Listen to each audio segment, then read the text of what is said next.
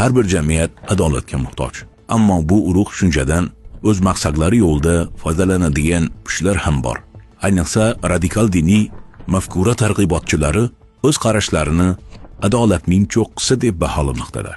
Ular jamiyatdagi kamchiliklarni, ijtimoiy tengsizlikni va ayrim insonlarning adolatsizlikka uchrashini o'z mafkuralarini yoyish quroliga aylantirishadi. Ular yoshlarga jamiyat buzilgan, hamma kofir, haqiqiy adolat faqat bizning yo'limizda degan fikrlarni singdirishadi.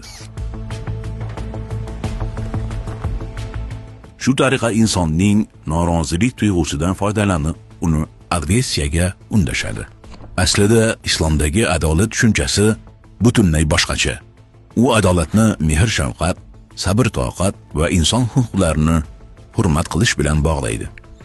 Radikal oqimlar uchun esa adolat o'z fikrini kuch bilan singdirish, jamiyatga qo'rquv solish, hatto begunoh insonlarga zarar yetkazishdir.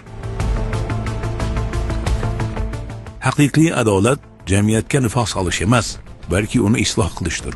U insonlar o'rtasidagi ishonchni orttirish, bilim va tarbiya berish hamda qonunni hurmat qilishdan boshlanadi. Dinning ham, davlatning ham bosh tamoyili mana shudir.